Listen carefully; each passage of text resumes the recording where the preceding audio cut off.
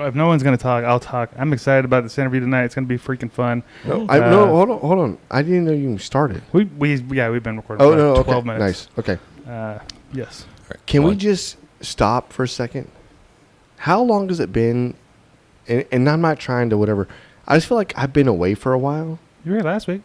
Yeah, but last week was, So last week. It was so last week. He was here, but he wasn't here. No, I was out of it. No, honestly, yeah, it was fine. I'm just saying that if you look back, I've missed so many things. Mm-hmm. And I was watching the videos and pictures y'all put up from some of the events y'all just did.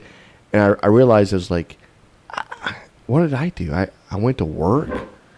You went to Colorado. I was lame, dude. I should have been there. And I'm sorry to let you down. So no, we had a great time. It's fun. Yeah, I bet you did. I bet you did. All I gotta say is just get your freaking priorities straight. Jesus. I'm working on it. Yeah. I don't know, man.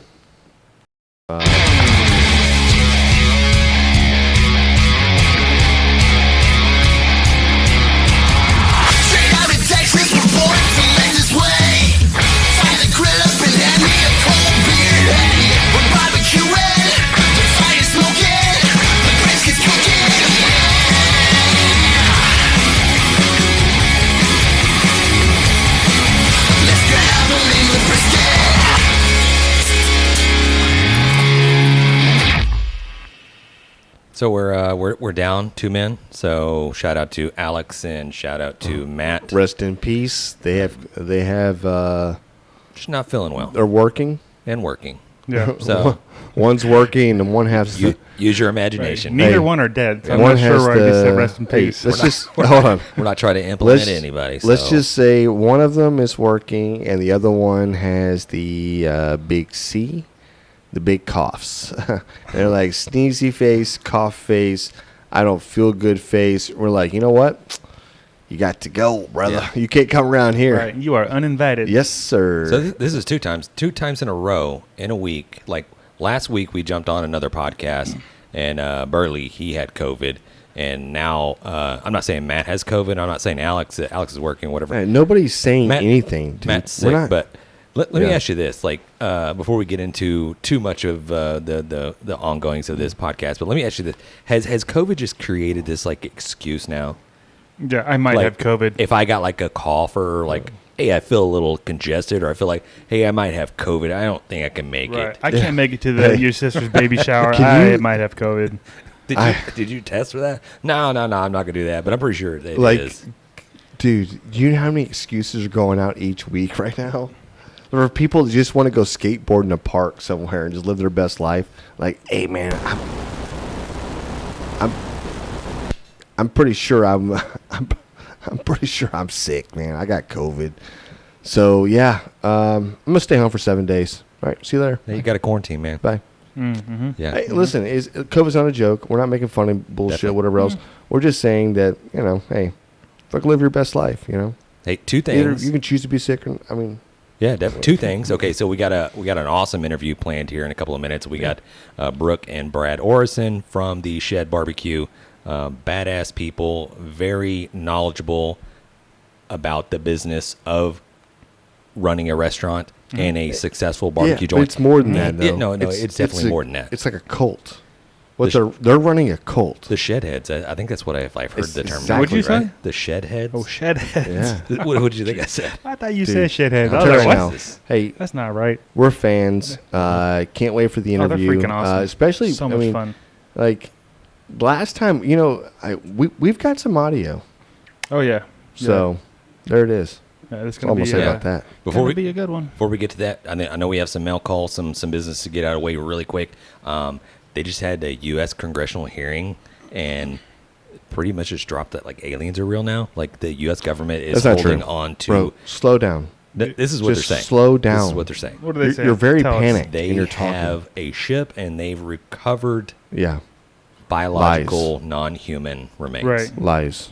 Right. It's rabbit. I don't believe anything, dude. I saw. Listen. Until E.T. himself fucking comes down and lights up his little finger and says, friend phone home Yeah. or some bullshit like that. I don't fucking believe Right. it. ET's like, hey, hop on this fucking bike. This Let's is go some fly. stupid You're like, shit. yes. This is some stupid shit where we're next thing you know we're in some freaking crazy war. You know what I mean? This is just smoke and mirror shit. Distraction. You know what? If I'm wrong, then prove me wrong. Show me take me out to your site. Show me the freaking dead little alien body or whatever else you want to do. And we'll Let me poke it with a stick. Hey, we'll fucking throw a rock at it or something, and we'll call it a day. Okay? You know they're That's going what to I'm charge talking like about. $10 for a stick. You're like, Yeah. okay, here's your stick. Just Poke. jab it. It's not true. No, Okay? not true at all. Yeah. Prove me wrong. John, Okay. we have mail. No, we have business. We have news we need to get let's to. do some news. Hot off the grill barbecue news. There it is. All right. There was a little delay there. A couple things. The first one, Frank Cox, our buddy over there at smokerbuilder.com. Dude. He is doing a big, huge, fat giveaway. Yep. Something like $1,500 worth of prizes, including a drum smoker, a Super 55 drum kit. Yeah. They're the ones that he builds and he sells on his website. Do we have a picture of one or no? I think I have a little clip here if Yeah. you're watching on the YouTubes. There it is. This one that is in the video is the one that came to my house yesterday. Oh. No, today. Okay. It showed up today. Oh, yeah. You So got it's to put that together. So that's a 55-gallon drum. Yep. It's ready to go. Yeah, dude. These drum smokers are they're so energy efficient, right? You run lump, you run charcoal, and then you mix that with wood, and you get a final product, right? But I'm just saying. But what he is doing is super cool, right? So he's a barbecue pit manufacturer. Like he builds all pits, but what he has right now, and you can go online and look at it, but he has a system. You can buy one that you can put together, or you can buy one that is like it's like a stage 2 or a stage 3. It's like it's all about what you want to put into it, and this guy can build it, and that's like he is a master welder. I mean, like, if you can think about it, he can fabricate it. So. It's pretty cool being involved. We got a lot of stuff planned with Frank here coming up in the near future. What's the website, real quick? You know Smokerbuilder.com. Yeah. Okay. So and that's Super knowledgeable. The teaching. Yeah. The teaching on super. top of that. We're going to get Super into this because knowledgeable. we've got him coming I up on know. the show. Yeah, I know. Can't wait. I believe it's next Can't wait. week. It's going to be freaking awesome. So, and I'm excited for us to get to play with that drum. Yeah. So stick tuned to our social media. Stick tuned. It's It's just a word that just love it. It's a lovely word. Just infectious. okay, the other ones I got, these are going to be real quick news. Our friend over there at Married to Barbecue, she has her own rub out now. Brianna Stark. Yep. Let's go. And it is called Say Moo. No, say I moo. Like say I do. Say I do. moo. Say I moo. SPG rub. She calls it a glitter rub. Oh. There's a picture. Check it out. I already ordered mine. Haven't got to try it yet, but it is coarse. It looks like it's going to make some killer brisket. And then the last one here is our friend over there at Hardcore Carnivore. Have you guys seen this? She's got her own sausage in HEB now. Yep. Yes, I have seen that. I'm excited. Right. There's a Tex-Mex. Looks amazing. It's like you're welcome. Brisket with brisket in it. James's personal favorite, the jalapeno cheddar. Yeah. Oh, he loves that cheese, man. This is the one Give I'm that cheese excited smile, about. James. Where's that? Oh shit. Prime rib. Prime rib. You Yeah. said it has prime rib. How you put prime rib in a sausage? Yeah. I love that. She does. Well, yeah.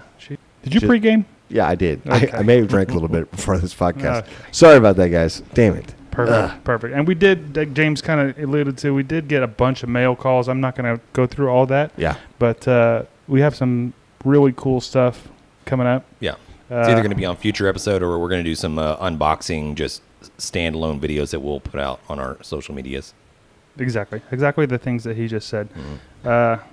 Exactly. 100%. Right. So I know we're about to have Brooke and Brad jump in here, but before they get in here, let's go ahead and hear from one of our friends in Oddpods Media, and then when we come back from the break, we'll bring them in. There How's it that is. sound? Boom. Let's go. Sound good? Yep.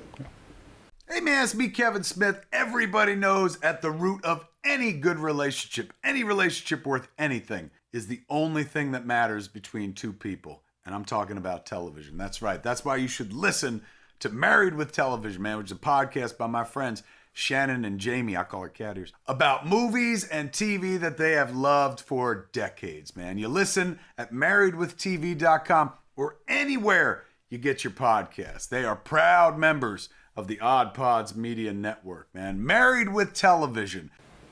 Yes. And there Yeah. they are. We're just talking. Hey, how are y'all? We are great. How are y'all? We were just talking about how Jan pre-gamed a little too much today. Who? Which one? Yeah. Yeah, I did. Hey, it's not my fault, but if you give me a few hours and a cocktail, I'm probably gonna go drink it and hang out. I'm just saying. Well, the reason why I didn't pregame too hard today is because Brooke's been up my ass all morning, all day long. Don't get too fucked up. Yeah, right. Well, the last time we had you on the show, Hey, you can- were yeah. Can you we were- just get you were pretty primed up. Hold on. So we have. It was, and look, So- I wasn't actually. I like your game there. I was primed up. You were. I'm saying. Hold on, I listen to this. Just grab them in the brisket. Yes. Just grab them in the brisket. Y'all didn't know I was famous for making taglines. I'm telling you. There it is. Yeah, Brad's like, that's copyrighted. I will. No, that was a gift. Hey. I will say that that was a fun time. So we were at the National Barbecue and Grilling Association. You guys were killing it on the podcast. We're having a blast. And it was wonderful. So and Brad and I still talk about that memory out of the whole weekend, and we had so much fun there. We've been supporting NBBQA for years and years and years. Since 2009, I think was our first that we went. I think we catered it in Austin, Texas. I think that was 2009. Drove down there, did a whole hog for that. Right. I pre Very that cool. day. Very cool. We still laugh about because Yeah. Brad's like, yeah, grab them in a brisket. So honestly, and listen, we definitely appreciate you guys taking time and like doing this because it does mean the world. Yeah, and very listen, cool. we're guys from Texas that. Shit, man. Honestly, thank you. Whatever. But NBBQA was for us was really a badass moment. That was eye-opening. And it was because I mean, like you just don't know what you don't know, right? And getting out there and obviously, so when we saw y'all, we're like, okay, there's Brad. Okay, there's Brooke. Boom. It was just. I don't know. It's just a surreal moment. You're like, dude, we followed this joint. We followed this whatever. Barbecue is pretty badass. So It's the common denominator. People love food, people love music, and then when you start breaking it down, it's like, well, what do you love about food? People love barbecue, tamales, boudin, Philly cheesesteaks. There's so many segments to food. And then it's the same with music. You love Black Sabbath and Jack White, or you about to go to a widespread Dead and Company show. yeah, it's the people, man. That's what makes it fun. Yeah, definitely, man. It's the people. It's the getting entertained, It's just. I'm like, where's that little bear? Yeah, that's very cool. Yeah, very cool. So, I mean. Honestly, I know we've talked a bit. You've been asked a million times, like, how did you get started? Like, what happened? Whatever else. But honestly, like barbecue, though. I mean, you guys have been doing so many different things. I know this has been a family thing, whatever else. But you're like, you know what? I'm going to create this joint, and it kind of took off. Did you ever expect it to be something like this? Yes, we planned that from the very moment. Right. We See, she opened is like, okay. Yeah. It was in the business plan. Totally. Yeah, Right. She's like, oh, I will support all of Brad's crazy stupid ideas from the get-go, still to this day. Right. She's like, whatever you what do want you to do. mean? Yeah. No. We just stuck to our guns, Yeah. I mean, we've had the same thing on the menu. We cook with pecan wood. We got 150 different kinds of beer, which back in the day we had one beer. Now we got 150 different kinds, but we never changed the menu up, and we go to work every day. Yeah. Sometimes it's awesome, and sometimes it's just sweaty, got to get down in the nitty gritty and work. But that's what our parents taught us to do. So, Hard work. But I also feel too that we have been, and when I say we, and if you know Brad and I, when we say we, it is our shed crew, right? Yep. It's not, I mean, it's wonderful to say we came up with this idea, or Brad really came up with the idea of the shed. I just tried to help him make a little bit of money at it. Yeah. Because I'm an idiot. No. He's just the creative, right? Yeah. But you got to have a being counter. You got to have the yin and yang. But it's really our crew that is the glue that makes this happen day in and day out. And if you know the shed, you know our guys that have been with us for years and years. But anyway, so we are very guys and gals. And gals, Yeah. Of course. We've got a huge tenure of folks. I mean, Hobson's been with us 20 years.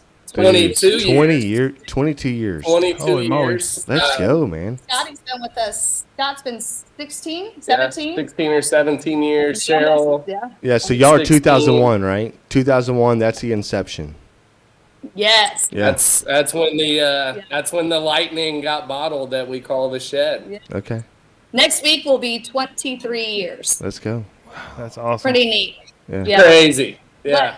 But so what I was getting at is our whole crew is we live and work and breathe and sweat inside the shed every day, all day to support the business of the shed, but we're really outside of the box as well. You know, we don't just live in the four walls of the building of the restaurant. So we've been supporting nonprofits for years and teaching and competing for going on 18 years. So we feel like a lot of the success of the shed is the fact that we're outside of the walls. That's right. Pulling You're in the community. our barbecue family in and we were students for the first 10 years. Still students.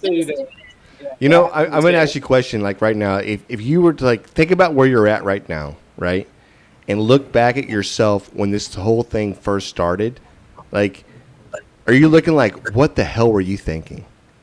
Like, honestly. Yeah, we got lucky. Everybody wants to open a barbecue joint and get out there and crush it, and we got really lucky. Yeah. You know, I'm just saying as the individuals. Like, if you look back to yourself as like an individual, like you're like what you were thinking back then is not what you're thinking today, right? Well, like, it's the same when Brooke was. You know, I'm 4 years older than Brooke, but like our parents raised us to be, you know, a badass, and whatever we do, you know, whatever we set out to do in life, our parents paved the way for that to happen, you know, whether it be hard work or sweat or going to school when we didn't want to, you know, they paved the way. So whatever Brooke would have done without the shed, she'd have been a badass. Yeah, 100%. You know?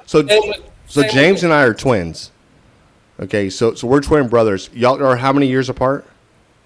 4 years. 4 years. Yeah. Y'all see. And we have a middle brother too. Okay. We call him the middle child. Yeah, right. Middle. Hey, here's the middle. Come on in here, middle. He's actually a lot cooler than we are. He's a coolest fan. But y'all seem very. Y'all seem like this, right? I mean, like very close. Like I would have guessed like a year apart or something like that. I feel like y'all. I mean, I get whatever. I'm just saying y'all just seem very, very. Yeah. Right. Yeah. Well, right. Come on. It's because we're not afraid to be honest with each other. Yeah. We have a common goal, but you know, she tells me and I'm an idiot, and I'm like, Brooke, that's not a good idea, and we take that to heart, and we're like, you know what, that is something we should steer away from. That's really like our family. So there's three of us. I came up with the idea. Brooke makes sure we make money on it. Our little brother Brett, or the middle child, he books all the blues and keeps the music rolling. Yeah. Let's go. My mom used to do the marketing and tell everybody about it. And my dad made all the sauce and made sure that nobody did anything stupid. Yeah, there it is. So we've had like this check and balance system that I'm proud to be a part of. Yeah. So yes, but in a nutshell, back to your question, how we thought 23 years ago and how we think now, Yeah. I feel like our foundation is the same, because it was about hard work and being shameless self-promoters, which is what all entrepreneurs have That's to right. be. Yeah. And supporting the team around us, that is the glue. Like I talked about, our crew members, and they're the glue that makes it happen every single day. So I feel like in the foundation, it's the same. But as far as the avenues that we've gone down and the different things that we've been able to do, from our Food Network series, The Shed, to all the other major television appearances that our crew's been on, and the competition circuit, and winning the World Grand Championship a couple of times. Hundreds of fundraisers, all destination. Those are the things that have changed our mentality about entrepreneurship and just barbecue and the barbecue world and the beautiful people of the barbecue world. Yeah. Like Or fans, or just fans, right? People are just fans of you guys. Like, we're fans of you guys. Yeah. Come on. But I think people are fans of, and I'm a fan of people that are going out and just getting it. That's what we do. Little hustle. And here to anybody that is a fan of mine, cheers, raise the Yetis up, grab them in the brisket. And I know Brooke, she's always got all the fans. She's got way more followers than me, and I don't know what the problem is. Like, how do I get myself out there more? Lots of love here. Yeah. Love it. Love it. Yeah. Well, I always love the if you take care of the community ultimately takes care of you. And I love the support that you guys put out there through all the different philanthropy projects and stuff that you do. I was going to ask, prior to the conception of the Shed, what was the grilling? What was the cooking? What was the barbecue experience like? Like, who was the who was the teacher of, before you got into learning how to do whole hogs or stuff like that? I mean, whether you're at college just throwing down on a grill or something like that, what was the beginnings? You know what I mean? Like the very beginnings. I thought about this today because I figured it would be a valid question. And, I thought, what was the first thing that I remembered about barbecue, about smoking, grilling? And it's riding around. By the way, we took over my parents' house, so we're like eating all their food, drinking all their booze and stuff. Right now, this is their house. Yeah. We broke in. Yeah. But it was riding around with my dad, and he'd go, grab some beer at the store, and he would go around, and I saw this on the side of the road, and I always wondered how my dad made the best steaks. But he was always like, not always, but he would stop and grab little tiny twigs like this from a pecan tree, because we have pecan trees all around. So it's like, later in life, I realized that he's grabbing little stuff like this. And I grabbed some off the side of the road today. So that's how his steaks are the best. And it took until 30 years later for me to figure out how that old school flavor, and really like the first time that I got that. And I asked him about it. I said, why are you always grabbing these little sticks? And he said, well, it's the freshest, most flavorful part of the tree. I'm like, okay. Like, he would taking notes. You're like, okay. It's great. Yeah. It's crazy. It's that afterthought of, but I went to college. We built and ran a pizzeria.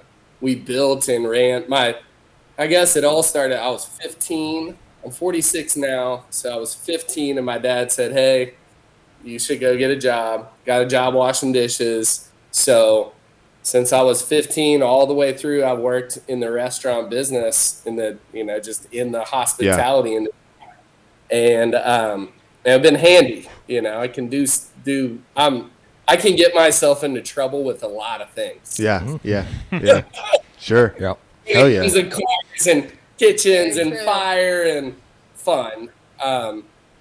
But my junior year of college, we built a pizzeria.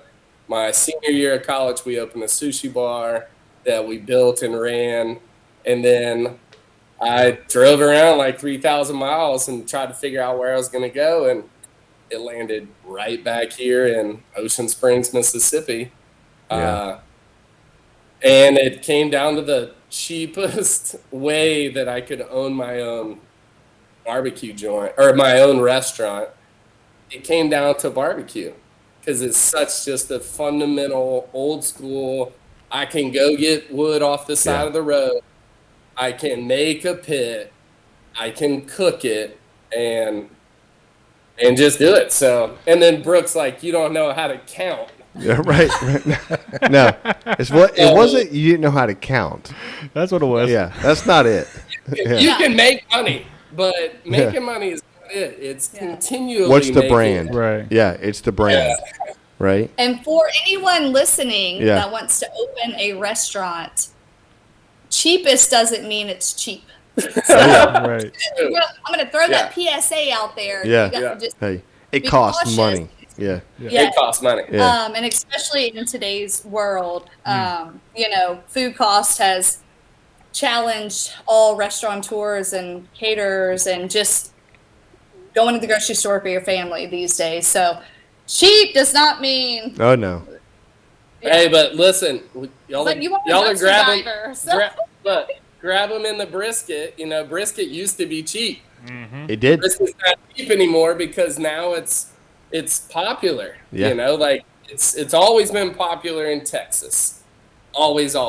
But with us in Mississippi, for like 10 years, we could not give a brisket away. Yeah, right. People wanted pork, people wanted chicken. And then with diners driving the dives and Man versus Food. You're right. Anthony Bourdain. Yeah. Emerald Lagasse. The food net. What was the barbecue? Yeah. The barbecue. Pitmasters. When Pitmasters aired, it changed the way. And then in Texas, you've got in Austin, right? So you've got Franklin. Yeah, Franklin Barbecue, and Franklin Barbecue has put out some tremendous barbecue and whatever else, but it just sparked. It just hit at a moment where people were watching television, because I feel like nobody's watching television anymore. You know what I mean? I'm not, but I just feel like it's just, you know what I mean? Like I gave up. Shit, yeah. But I just feel like it was a moment where I was like, yes, we can get behind this. But that barbecue revolution has it's changed the whole landscape. I mean, I just saw what is the beanbags? What is that game called? Playing cornhole. Cornhole's a sport now. Where the hell did that come from? Beanbags, the beanbags. They got sponsorships and stuff. I'm like, I'm talking about the cornhole game. Yeah, it's on ESPN. That is a real ESPN sport now. I'm like, how the hell is barbecue not a sponsored sport? Like with real, like, you know what I mean? Like it's there. It's this close to happening. It actually, I mean, if you look, it's there, but it's not there. I mean, Peg Leg Porker. I know. He's got a NASCAR. Yeah. You know, it's it is. We're not gonna. I don't ever see barbecue in the Olympics. Now they did let skateboarding in, some of the other stuff, but the Olympics that we have is feeding people, and the John Q. Public, tourists, locals, everybody, me, you, everybody wants a good bite to eat. That's right. Mm-hmm. That's not going away, and that's where people like us get to win. People that are doing competitions get to win. You know, you put your heart and soul into something, and then you see somebody enjoy it. Without a doubt. That's your win. That is a huge win. So, have y'all done a state cook-off, the SEA? Oh, yeah. We host one. Yeah, you hosted one. We host one every year. Pre-game. Yeah, well, I didn't read that part. Yes. We love Ken and Brett and all of the SCA, everyone that puts that on. All their volunteers. I mean, it takes a village, absolutely, like any competition. But We host the Shed Showdown the third week of which guy? I literally stole my dad's cup. Dude, So, let's go. we broke in our parents' house. Our parents are out of town. Yeah. And being that Brad and Kiki have 5 children, and my husband Bobby and I have 2, there's no way we could do an 8 o'clock call at home in our individual houses. So our parents are out of town. I mean, we would do it if they were here, Yeah. but we called them after we were here and said, we broke into your house. What's your Wi-Fi password? And my dad's like, I saw you on the ring, dumbass. Right. You know, like, my bad. I thought we were surprising you. Yeah. But yes, back to the SCA. Yes. So I guess my question was like, have you guys like are y'all trying to cook these too? Are you trying to get out there and actually mix it up or no? I'm the guy that comes over and enters the contest. Yeah. Comes over, borrows your pit, borrows 100%. Hey, you got any charcoal? Yeah. On, you know, and hits. Yeah. So no, I know. We're gonna. I got friends like you. No, I mean really. Hey, You bro, did it. I got friends like you right now. I'm telling you right now. I know it's kind of. I'm sure I'm gonna get some hate mail on this. Hey, no, you won't. You're fine. Preach. Come on. So we do SCA. I have to give the shout out because we do our own SCA or host our own SCA. Yeah. Third week of January. Y'all grab them in the brisket is gonna be there. Yeah. Do we need to show up? Let's go. Yes. I got nothing in Be there January. doing some live streaming and podcasts. Let's go. But this year it's January 19th and 20th. It's always the third week of January. And it's either like really cold or beautiful or raining. Yeah. And cold. Perfect. It's rainy and We've had cold. we I'll had a take it. flood one time. Yeah, I'll take it. Y'all should come out and Love that. see. We're looking for probably 160 to 200 teams this Holy year. moly. Yeah. We give away a bunch of money. Our sponsors are great, so there's Wonderful. lots of grills. Loco Cookers is one of the main sponsors that our prize packages are a lot of the reason why people show up. And then we have the showdown at the end, Yeah. So where they're going head to head against each other. yeah, that was our twist. So we, it's a dual state competition, and then we have other ancillaries. So we have smoked turkey. We have our Prairie Fresh. Prairie Fresh is a huge, wonderful partner of the Sheds. And Prairie Fresh is a partner of barbecue. Yes, Right. Like absolutely. they set the bar really high, and So we have yes, absolutely. So we have the rib competition. We have a Bloody Mary competition that I'm winning is that. epic and phenomenal. I got it. y'all should come judge that. Listen, You I would want to enter this, but I have a hard time with the elaborate Bloody Marys, but I am 5-time champion in Bloody Marys and serving I'm just a saying. single glass of Bloody Mary. I have won five times in a row. One time with no vodka. One time I won with Fireball because you didn't have any vodka. instead of vodka. He does not come That's all we prepared. had. Yeah, I just use what we got, but I'm not even gonna lie. It got to a point that people were like, "There's no way you're gonna win." And when they called the number out, I got up, started walking. They're like, "Look at this fool being an idiot," and I literally walked up and got my trophy. I'm just saying, like, bro, I'm gonna win this damn thing. Well, I'm showing up. Why? I'm showing Why up. in the world, if you come to the Shed Showdown in January, Yeah, and you win, yeah, right? Mm-hmm.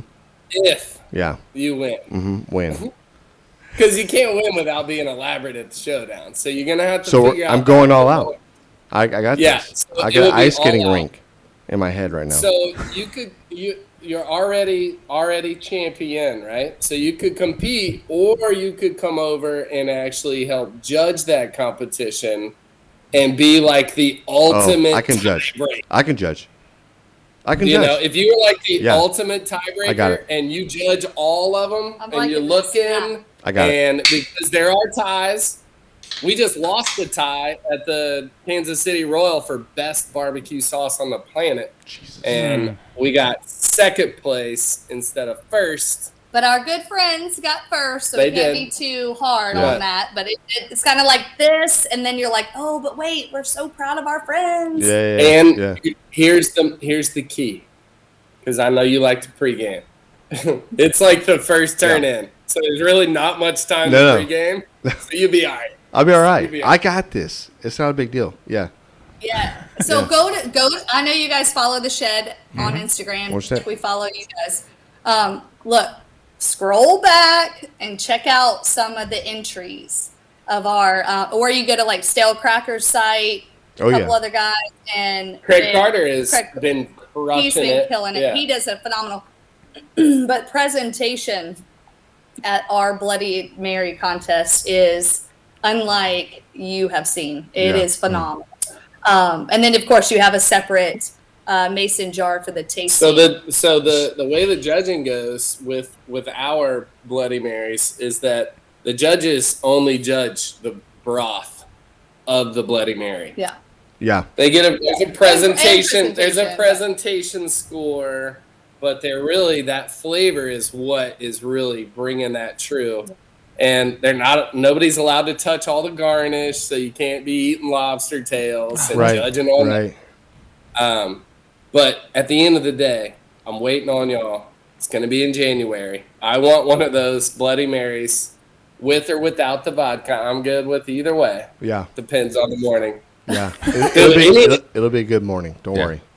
We got you. Book That us. sounds amazing. Put us down on the calendar. We'll be there. Yeah. So Put it on the calendar. January 19th and 20th. got it.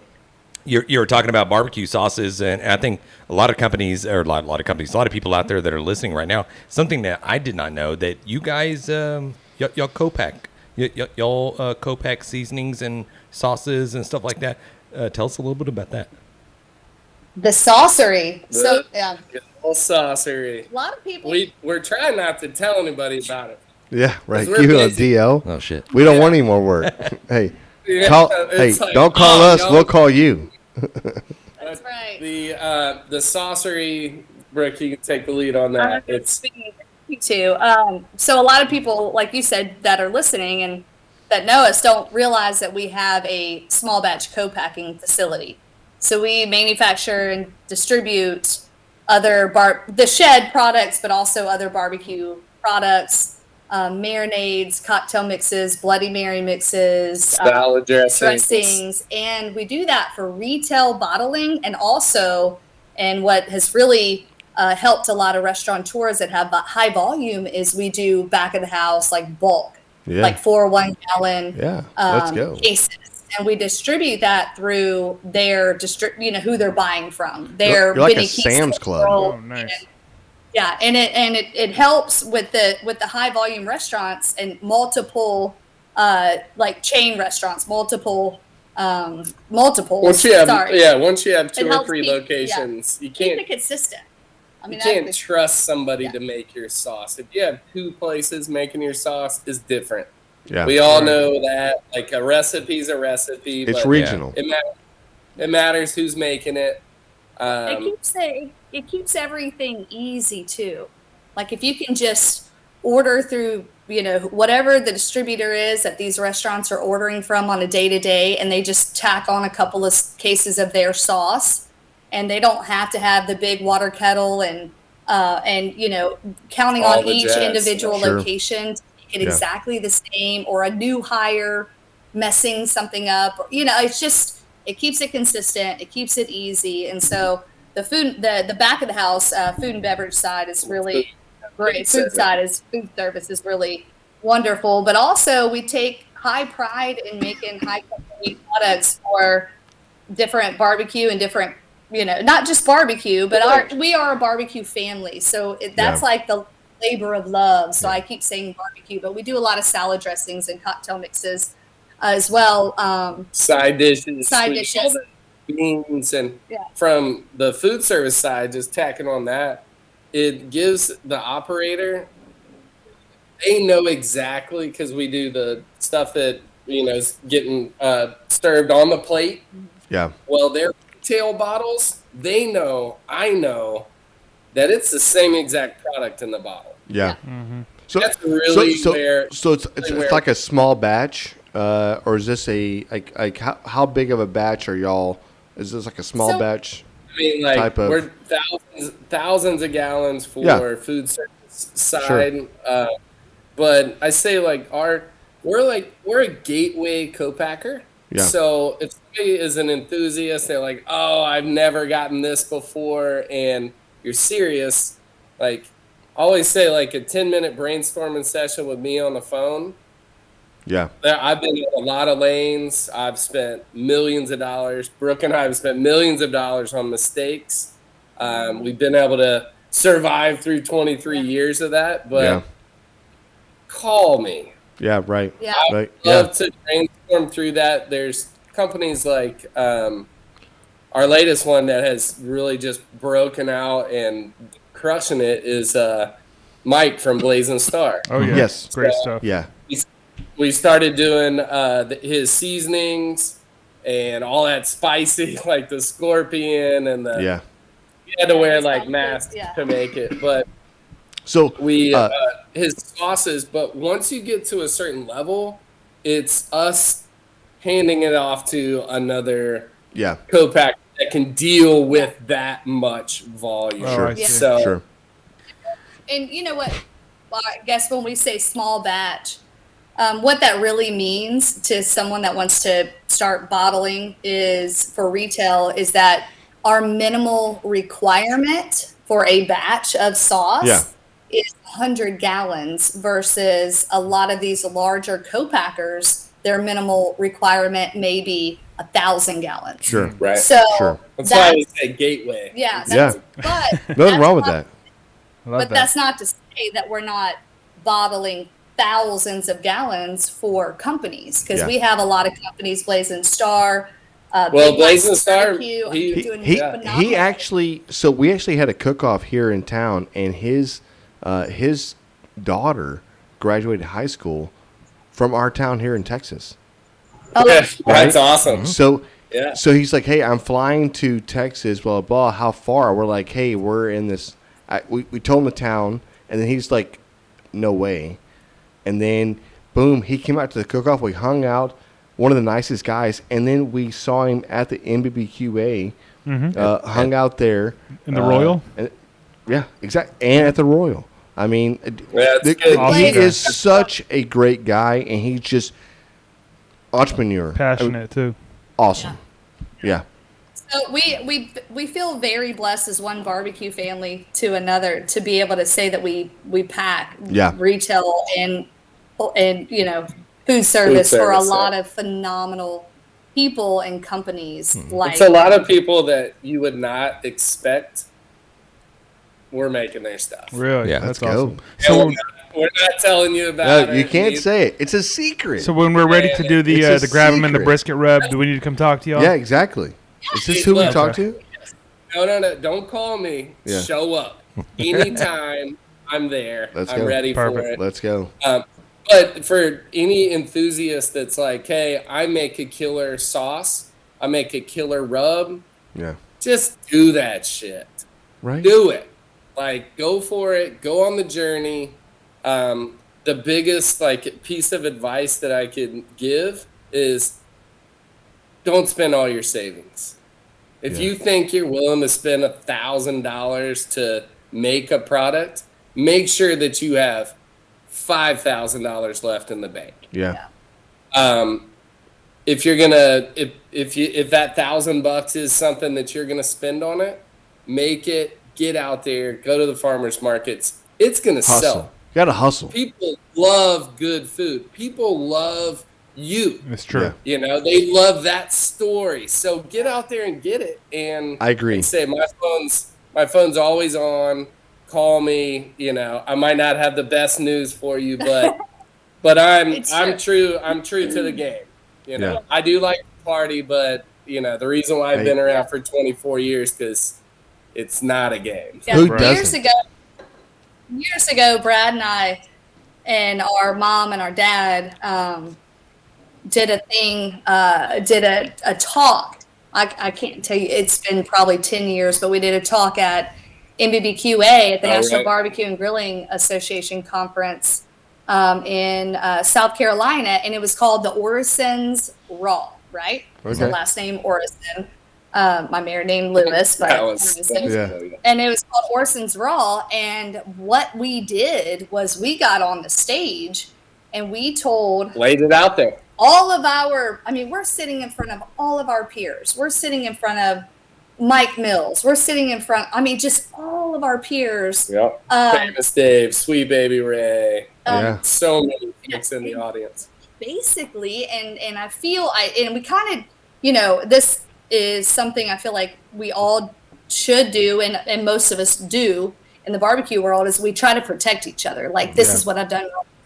And let me tell you my mistakes so you don't make the same mistakes, because I want you, even though we're in the same world, I want you to succeed, right? That's why barbecue camaraderie is so wonderful. But that's what we did. We got on stage and for 45 minutes told everyone in the audience, 350 people, all the dumb shit. Like, why did you do that? We told them the success stories, but more importantly, we told them all of our failures. Let's go. We failed. Yeah. What not to do, what to do, call us. And mainly just like what we did wrong. Yeah. It wasn't like, hey, let me show you how to do it right, because we're still trying to figure that out. It was more like, hey, here's when I, woke up and realized that my truck was stuck in the ditch. Yeah. And it cost me $1 million, and we don't want that to happen. It's overcoming obstacles or whatever. Yeah, you know what I mean? It's like, but that's the grind. That's a grind of doing your own thing, because you're learning as you go. And I totally relate to not being pushed into a business or whatever else, but owning a business and not knowing what to do with the business, right? Like, you just don't know what you don't know, but you guys have stuck with it, and you created this. I said it earlier. I was like, this cult, which is, it's pretty. We're getting loco. Hey, it's pretty freaking badass. Okay, so it's awesome. I enjoy it, man. Yeah, I have to tell. Cheers to you guys. Here. Yeah. Cheers. It doesn't count unless you drink.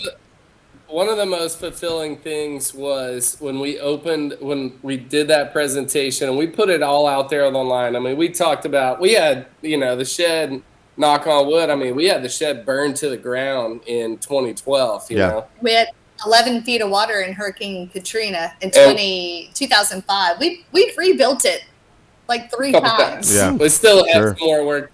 Literally. You're still here. We're in the same spot. We open it up to a Q&A, like, does anybody have any questions?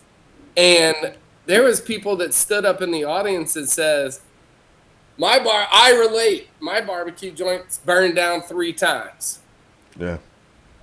Knock on wood. We've had these trials. We've had these tribulations. People stood up and told us that even though all this has happened, and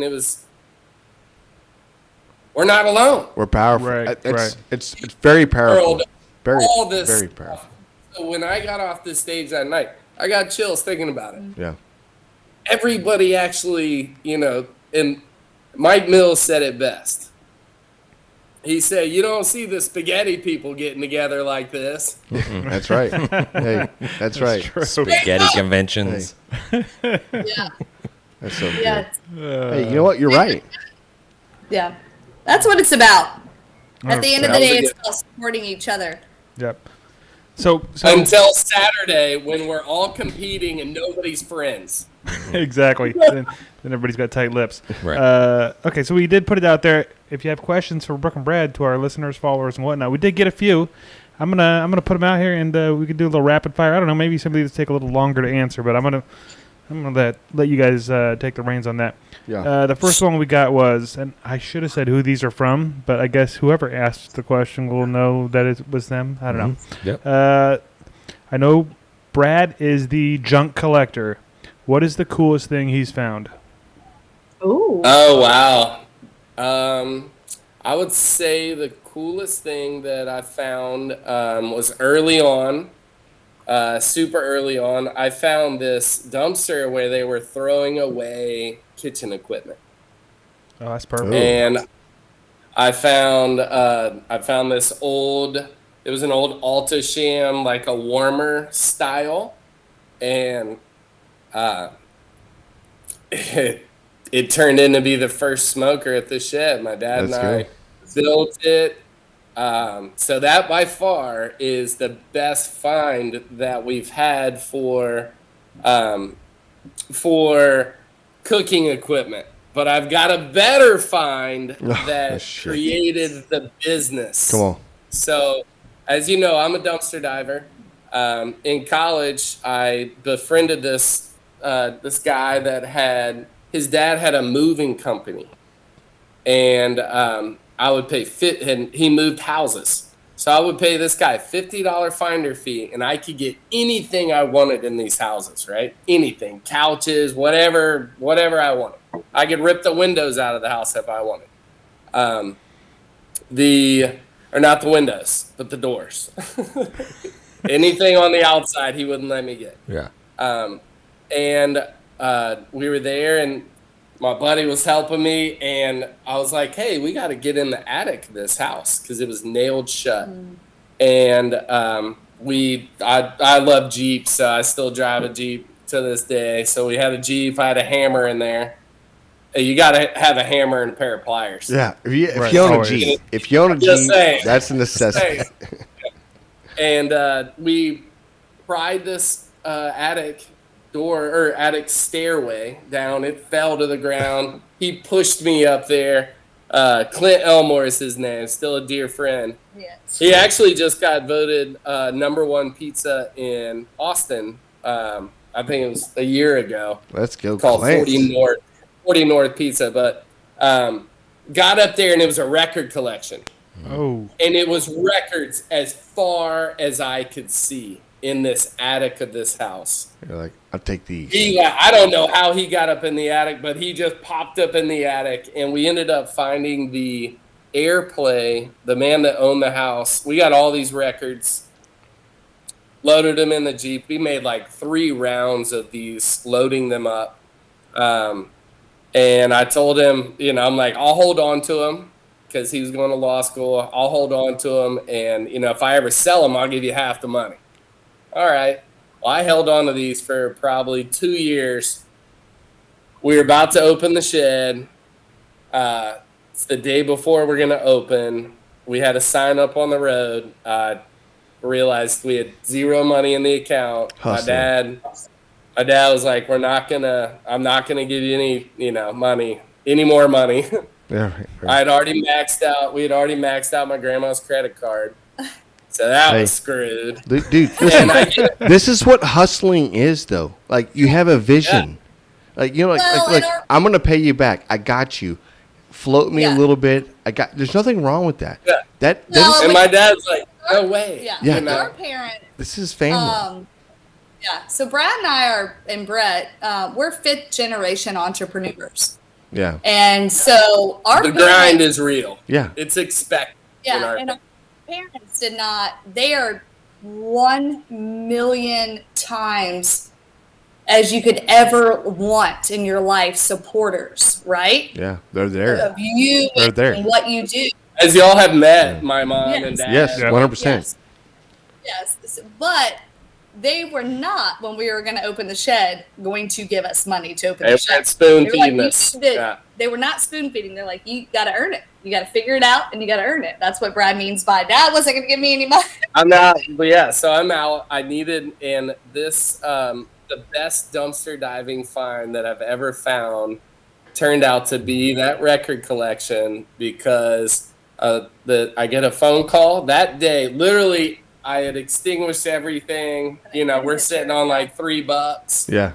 And I get a call, and this lady says, "Do you still have the record collection for sale?" And I said, "Yeah." And I had put the record collection up for sale for $1 a record. I had 3,000 records. $1 a record. I put in like some free ad. It was the penny pincher. The penny pincher a year before that. Dude, let's She go. was digging through it, and she said, "Do you still have it for sale?" I said, "I do." She said, "We're on our way. We'll be there in an hour and a half." We get there. The shed's built. It's our kitchen was 7 foot by 14 foot, and we had 5 bar stools and a front window and a little tiny little. We called it a seating area, Right. but it was What else do you need? like standing room only. We were 330 square Yeah. feet. Wow. Tiny. So where like this garage. they get there, they walk up on the porch, and there's no walls. It's just wide open. And I had put these records in trunks.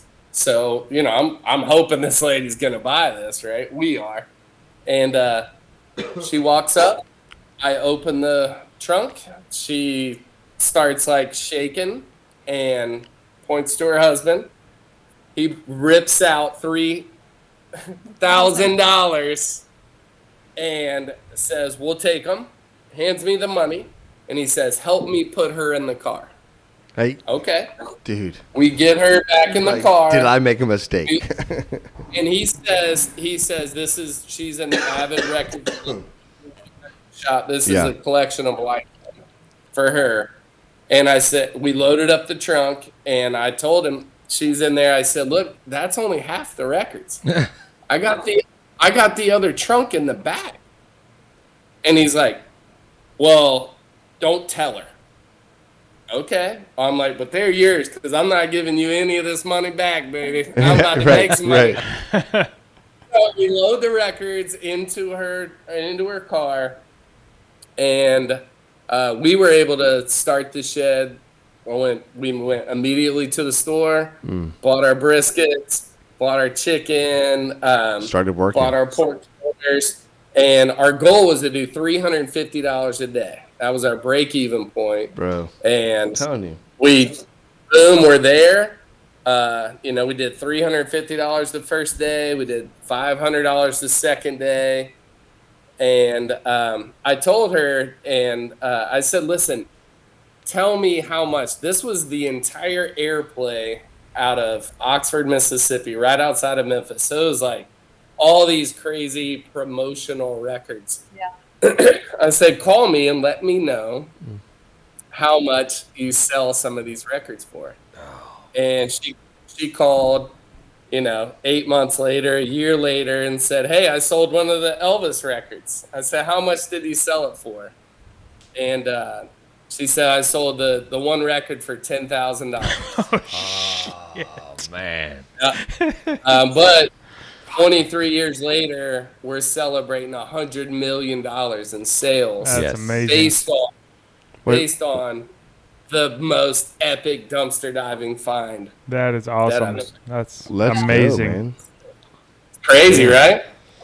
Whoever Damn. asked that question, come see me. I like you. Yeah. 100%. I don't remember who it was, but I'll see if I can find. I'll send him a message. Yeah. Yeah, we'll tag him. Here's an easy one. What's your favorite cut of steak? Chuck Eye. Ooh, nice. Yeah. So you said chuck eye and you said ribeye? I say ribeye. He says chuck eye. Yeah, they're pretty close. They're, pretty they're similar. close. Yeah. Further in. Yeah. But we Yep. grew up, like my dad, he would always grill chuck eyes. Just like you see them, they used to be on, it's kind of like a brisket. Yeah. They used to be cheap. Right. That's right. Now they're not cheap. So somebody Well, you caught go to a on. restaurant, you get a True, restaurant, you true. cook something real fancy. So Yeah. I think that's the deal. Like once it becomes popular, it becomes expensive, and you're Oh, for like, sure. you ruined it with fajita meat, and down here, man, you can't buy skirt steak like for like you're spending like $25 for Yeah. a strip. You're like, what the freaking hell is this? This is not supposed to be the meat y'all eat. Like, what the freak is happening, right?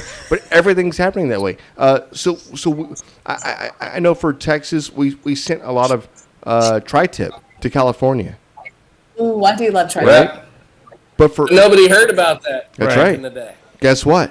Tri-tip now here is so freaking expensive. I'm like, can it go back to being like $12? $12 for like a prime tri-tip. That's what it was costing. Whole thing, yeah, exactly. It's ridiculous. Well, everything's high right now. For It sure. is. Yeah, Chuck eye all day. Yeah. Chuck eye all day. Doesn't have to be prime. Doesn't No. have to be anything. Just like if I'm buying something in the grocery store, I'm a hunt of Chuck eye. So you're. But I medium- haven't bought anything in the grocery store in a minute because I got a walk-in cooler that would make y'all Come on. absolutely cry. Yeah. Jealous. Mel. Yeah. No, I Dang it. actually. We need to go to Mississippi. Yeah, I know. Jealous. Right. So your steak is medium rare or medium well? Medium well. Medium well. Medium well. Yeah. What's wrong with you? Was that a shot fired? That was a test. Hey, do you like ketchup with your steak or do you like? I'm a medium rare all day. Yeah. But I also can get a little nitpicky with it if I know where the restaurant is or what they're gonna serve, like who the pitmaster is. So I could be just a straight medium rare. I can throw a minus in there. I can throw a plus in there. Oh, Yeah. you're bougie. So I actually agree with you, but Brooke, where are you at? Medium rare plus. So I'm like, right, but I will love a medium steak all day long as long as it's cooked medium. But the reason years ago I started saying, and I love a medium rare steak. Yeah. I mean, anything above a perfect medium, I'm out. I'll eat it, but that's not what I want. But the reason I started years ago saying medium rare plus is because a lot of the restaurants and more fine dining restaurants, I would order a medium rare steak and it would just be a little bit too It's rare. Rare. You know? So I 100% agree with you. So I actually order my steak the exact same way you're talking about right now, because I like a medium rare steak as long as it's actually cooked medium rare. However, it's always underdone.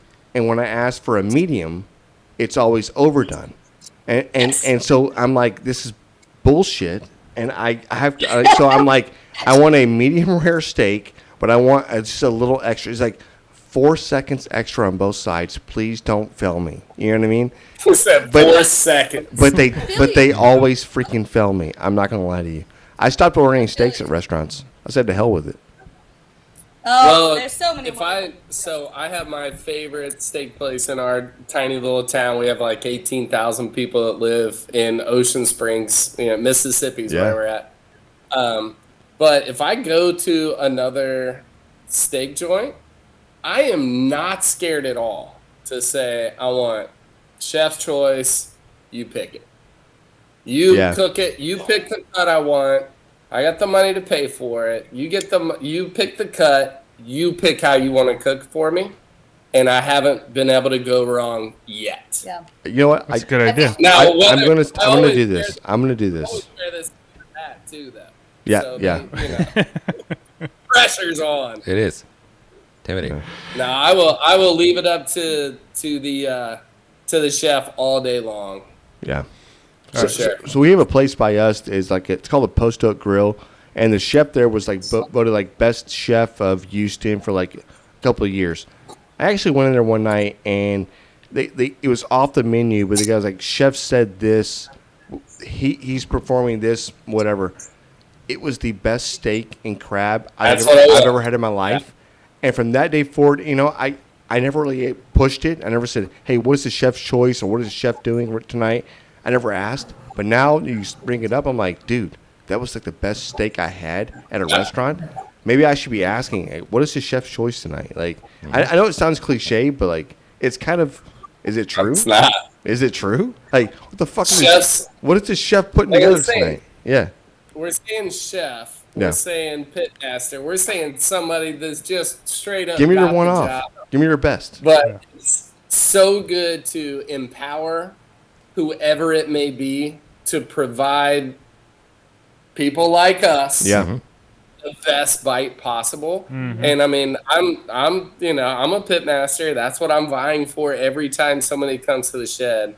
But I leave it in the hands like Anthony Bourdain. He said, "Hey, if you're a chef or you work in the food industry, like you're part of the gods, just enjoy it. Yeah, be love part that. of it. I love that. You guys, man. Let's slide one more of these questions in here. Okay.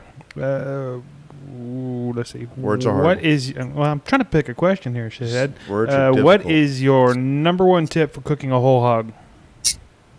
Ooh. Oh man, buy a good hog. Yes. Hey, what makes a good hog? Honestly, that is a great number one tip. I mean, we work with the farmer. We know we know when the hog was born. We know what it's been eating. We know how happy it is, and that's important. And yeah, start with the best. Compart has amazing hogs. Yeah.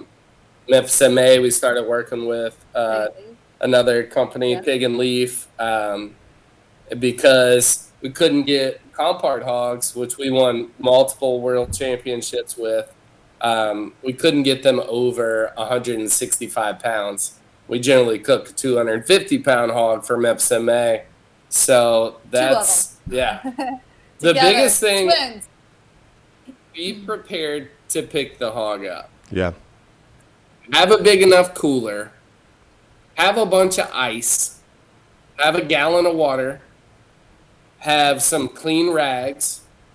And be prepared to pick a hog up. Yeah. Like, that's where a lot of times people go wrong. It's like, oh, I'm going to go cook this, throw it in the back of the excursion. And that's fine, too. But if it's for a catering or something, it's like, Food safety. pay attention to that style. Yeah. Don't pick a hog that's too big. It's funny because we're just going to go on and on with this. No, I know. It's life, right? Come on. The, measure the pit that you're going to cook it on. Yes. Like, don't buy a hog that's too big and then you got to cut the head off. You can't close the lid. You're like, damn it, I can't close the lid. These are all experiences we've had. Yeah. Not going to fit in the pit. Yeah. I would rather have a smaller hog that looks epic. Yeah. And then fill in pulled pork around the hog for a wedding or a catering or something. Yeah. Than to try to cook a hog that's too big. That's a freaking nightmare. Yeah. Right. I like it nice, Yeah. I like the forest for the trees. Let's It's talk like flavor. Let's talk about flavor. Yeah. So, I mean, Come on. we all love to brine. And so when we brine our hogs, we have, there's the basic brine, right? But don't forget, I think a tip would be, don't forget that you can incorporate different juices and herbs and spices and let that brine sit for a day or two, and all of these things marry together, and then strain that out and really have a full, flavorful brine. Yeah. Where you have the right salt content to do its job, right? But also you're injecting flavors as well. And we have a lot of friends that'll call that aren't that are just backyard cooks. And they're like, hey, I want to brine my turkey, or I want to brine my hog. We're going to try it, or I'm going to brine a pork butt.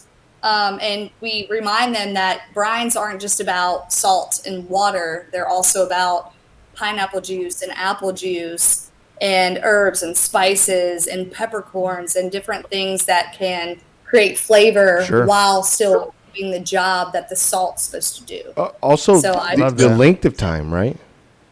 What's that? The length of time of brining. Like I sometimes Yes. and I've had people that try. Hey, I've got some brine meat or whatever else. Like, it's over brined. You're like, hey man, how long was? Wow, it was in there for 4 days. You're like, whoa man, you went way too long. Like a pastrami now, or like, what are we doing with this? This is not. It's not the same. And wiping the brine off. That's it. There's a lot of different brines. There's powder brines. There's granulated. There's a company called Ultra Source that makes all the food service brines. Yeah. That you can get. A lot of them are powder based. But wiping the brine off or washing the whole hog off. That's it. Because if you don't, you're just double salting, and it might be good to you, but you don't actually count. It's whoever you're cooking it for. Right. That's right. It's not gonna serve well to people coming into the like, hey, I want to try this. Like it's like the hey, it's like number one. It's too salty. It's too this. So you'll have a Yelp page. You'll have a whatever. I know. I get it, Yelp? John. Yeah, Yelp or Yelp. what? I'm not sure who judges who. But what is the? This is an off the cuff question. What is the worst comment? What is the worst comment? What is the best comment y'all have just received online? Comments Yeah. on a hog? Yeah, or just anything. The restaurant. Where, hey, some people you cannot please, right? You know what I mean? Some people, no matter what it is, you just can't make it right. You're like, dude, just don't come back. I just can't do it for you. You know? I can answer that question. Come on. You got a pretty good one here. This is when the wine takes over. You know what I mean? What I'm gonna say, right? You know what I'm gonna say? So this is not the restaurant, which our barbecue joint, but this is, and I won't name when, where, why, or how, but at one of our competitions, one of the judges' comments was that they didn't score, we didn't get their 10 because our hog was too moist.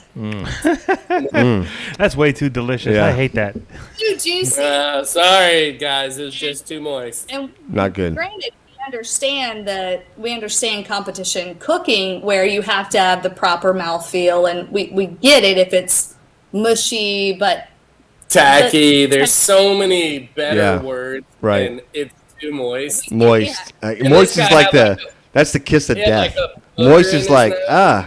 ugh. I wanted to knock it out. Right. Yeah. It's almost like I want to be able to I want it to be It was moist, gushy. but You're dry like, enough ugh, to where I gross. might have to get a drink of water after that. I might be Yeah. fearful for my life and have to choke it down with something. Yeah, that's horrible. That makes no sense. our team, if you ever hear any of our team members like under their breath jokingly go, it's just Must have been too moist. it's just too Yeah. moist. Hey. Good. Hey. That's that stems from. That's amazing. Can't please And everybody. I'm sure on his part it was just the wrong word. And like I said, we understand the textures, this and that. But It was- his comment, we were like, Hey, too moist. it was too Juicy. flavorful. Hey, some people just. Hey, so what was the best one? The best comment?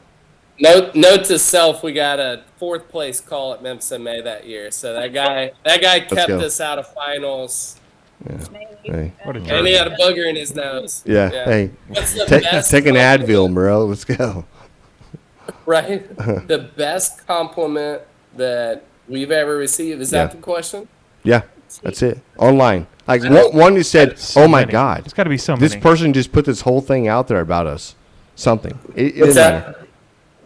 I was saying just something that somebody came back and said, hey, oh my, you're thinking to yourself like, oh my God, this is the best thing somebody ever said about us. This is ridiculous.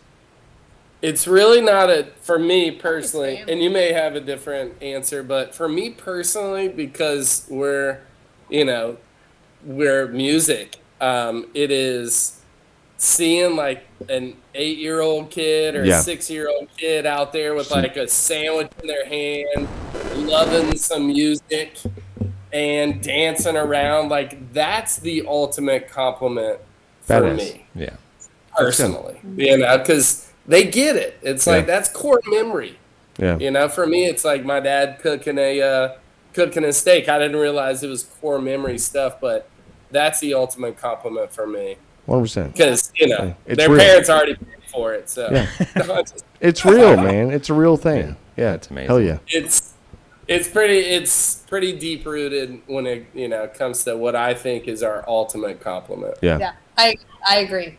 I can't Love that. say that any better. Just being So here. speaking of getting feedback and giving feedback, we're getting kind of close to the end here, but we want to know where folks can reach out to you and give you some of this feedback, or just find you. Where's your social medias? Where's your website? Where's all this stuff? Yeah, so I will give you the rundown. Here we Brad and go. Brooke, the Shed BBQ and Blues Joint. So all of our social media feeds is at the Shed BBQ, and we always encourage feedback. DM us, let us any questions you have. Tag us in the post. Yes. Hashtag the Shed BBQ. We often and also hashtag why I love barbecue and hashtag the shed has gone loco, and we follow those and we respond and answer any questions, good, bad, or ugly. Because, at the end of the day, we all have to be real, and we also have to be real positive. 100%. Yeah. So. Hey, and if you happen to be looking for where we're at, the Shed BBQ is located in Ocean Springs, Mississippi, right off of I-10. We call it Exit 57, Barbecue Heaven. Let's go. So if you're ever right there between New Orleans and Florida, you'll see the billboards. Come see us. We're not going to change anything for you. It's going to be exactly what you see every day, all the time. Nice. And you might end up seeing one of us. Hey, maybe. And you're welcome. Yeah, love that. Hey, I'll be like driving around a tractor or something. We appreciate you guys coming on. You have no idea. We're huge fans. Thank you so much. Thank you. 100%. You have no idea. Hey, can we hit a little bit like, he'll cue up in a second. It's going to be like, Just grab them in the brisket. Just grab them in the brisket. That's the way you got to do it. If you need a theme song, you guys already came up with the most ultimate title. Yeah. We'll see y'all later. Right. Thanks, y'all. Bye, guys. Hey, take care, y'all guys. have a great night. Thank you, Brooke. Thank you y'all guys so much. Bye. Two of my favorite people in barbecue. These two are freaking passionate about barbecue, and 100%. they spread like this little light of mine. They just let it shine. Honestly, I see the dynamic, and I think that they're both very driven, and it's like they're both business minded. Don't let Brad fool you, or Brooke, because she tries to play the bean counter, but she is a. I'm just telling you right now. She's a fun chick. Don't let Brad fool you. Whatever else when it comes to business, and don't let Brooke fool you when it comes to this girl is barbecue. She is barbecue. You know what I mean? This is a family thing. It's I can't even say like it was awesome to have him back on. I know we tried to have Brad on, and we had a communication error and whatever else. And then we had him actually on the NBBQA and Brooke, and it was great. I just felt like we needed more, and this is where we're at. Let's go. We'll definitely do this again. It was great. I couldn't even get a word in edgewise. Jam was You just didn't like I feel the same way. carrying the whole I'm freaking sorry. conversation. I'm sorry. It's my fault. Cut my microphone off. Yeah. I'll never talk again. My bad. I don't believe you. Done. All right. Well, speaking of being intoxicated, Yeah, let's slide into the grab 'em in the brisket. Beer review. Hey, What do we got, James? Talk to us about this. Okay, today we have this is an unusual brewery. I don't know if we've done this one before. No, it's Martin House. Never heard of them. It is always and always It's will always be Martin House. Martin House, the unofficial official Jan's beer bitter. He didn't get to go. podcast of the I didn't get to go. Brisket podcast. Did y'all? Yeah, and this is called KOKYTUS. I don't know what the hell. KOKYTUS? Rye whiskey, barrel aged imperial stout, 13.9% alcohol by volume. And I can't read some of that. I do see 13.9?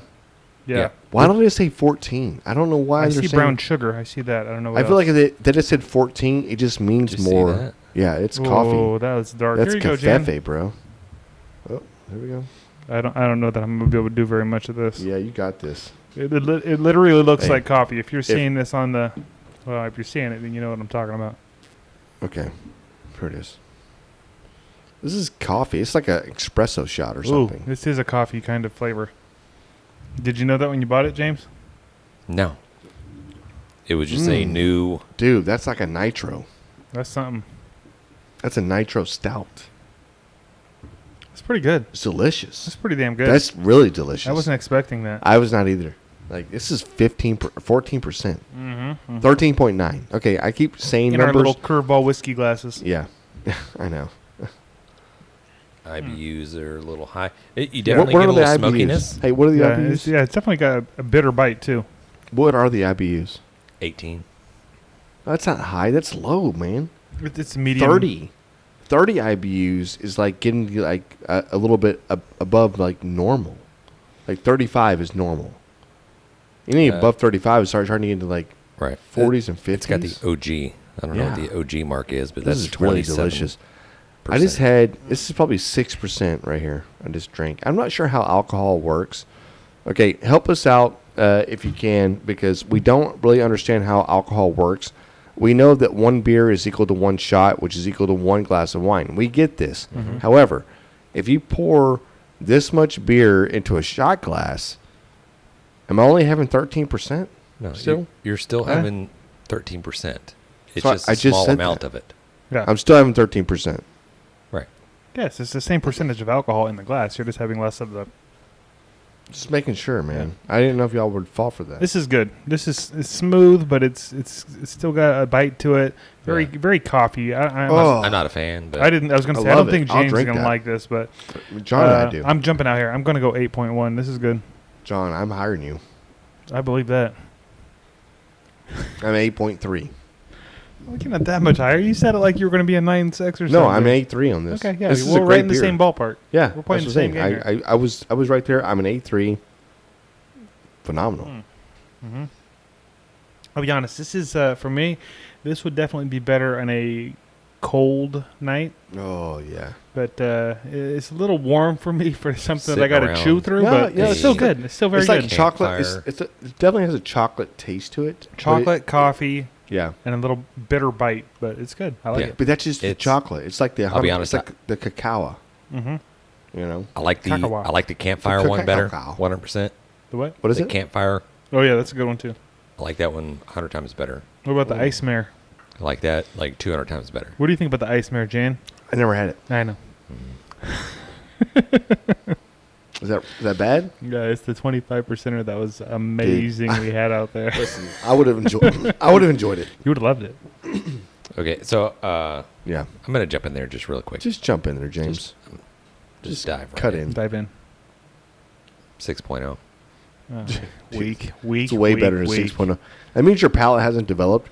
You're like a third grader or something. Yeah. Just give me that. Maddox would rate it higher than that. You don't even need this. Yeah. Maddox would have given this a 7.3. Sissy would have been like, yeah, it's a 7.8 if you have cereal in it. It's a 7.4 with no cereal. Can you put marshmallows in mine? Yeah, exactly. Right.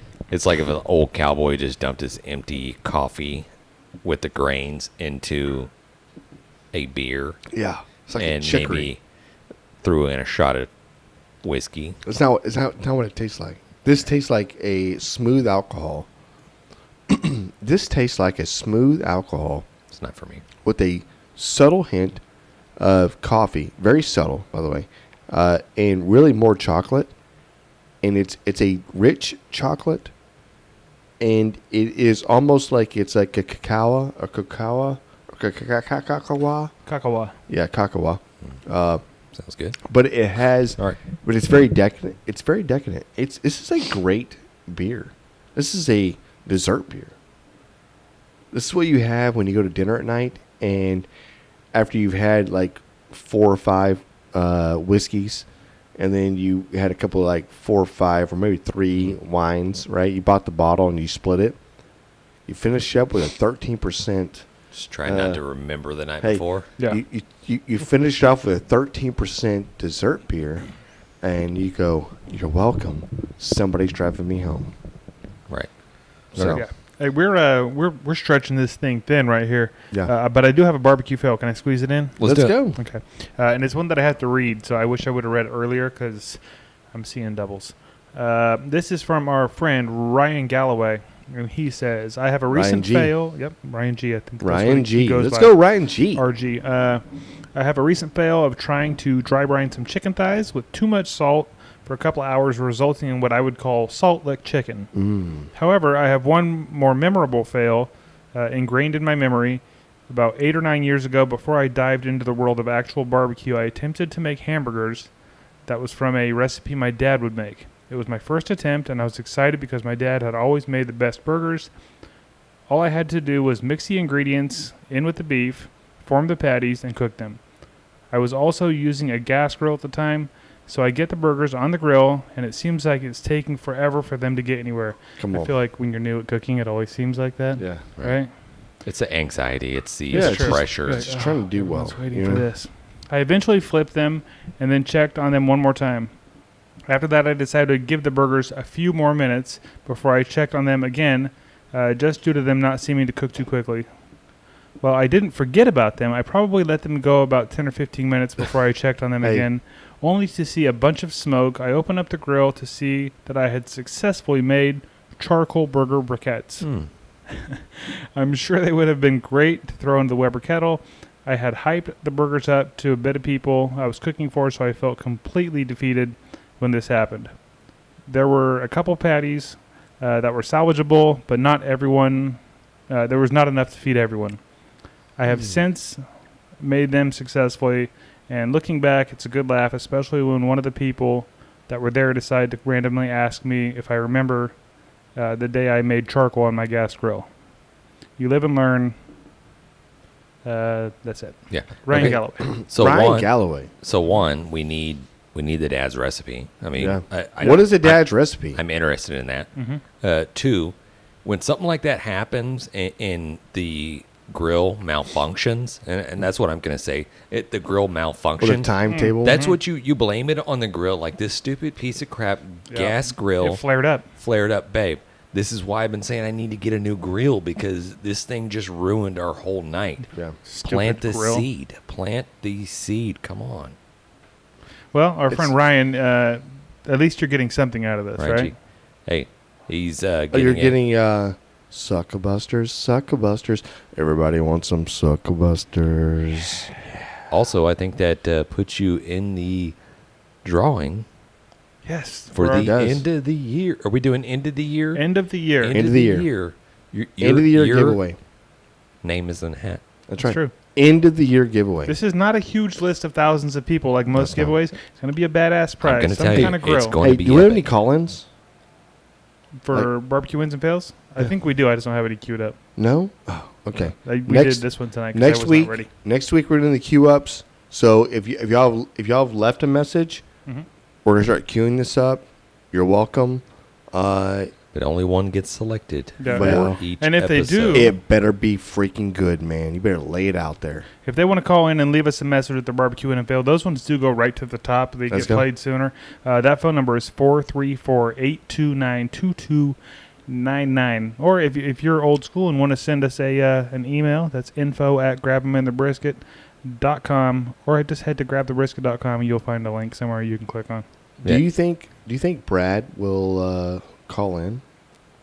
Do you think Brooke will call in? Maybe. Definitely, maybe. Should we get one of them's got to We should send them our call-in number. Send us a message on the hotline. We need a message. We should start sending that number out to lots of people. Yeah. Just like randomly, like, hey, call in. Call in. Yeah. Let's go. I like that. Right. That's not your worst idea. I'm just good with good ideas. Let's go. Money. Right. Yeah. Okay. And this probably just going to include. Concludes. It's going to include what? It's going to include and conclude. What does this include? It's going to include and conclude. James, say it. Well, I'm getting at it. And this is going to end the Grab on the Brisket podcast. This might be the last one we ever do, guys. It's been a fun one. Hey, we had Brooke and Brad from the Shed BBQ that joined us today. Wonderful interview. They're salts of the earth, like they're just real people, good people. That honestly, it just having the conversation with them, you get the sense that they just like helping people out, and they're out there within the community. Yeah. They're badass entrepreneurs as far as running a business. Obviously, there's struggles in the beginning. It's very successful now. Also, they are great competitors, and they what it sounds like to me, they are great. I want to say great bosses. No. They're great leaders. Great people. 100%. For the people that work for them, listen, because they've been with them for years. They realize they're running a business, right? The loyalty.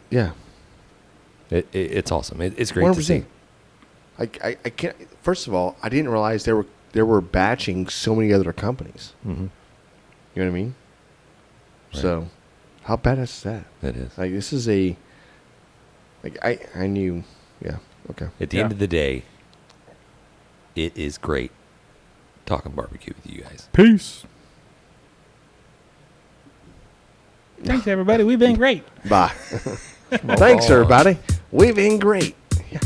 Ching, ching. That's great. Dang it, Bobby. Just grab the brisket. We'd like to give a special thanks to Sucklebusters barbecue rubs and sauces, Bolner's Fiesta spices, CoolieNation custom koozies, Cambro Manufacturing, YETI Coolers, the Smoke Sheep Barbecue newsletter, and Dalstrong knives. We definitely appreciate your support.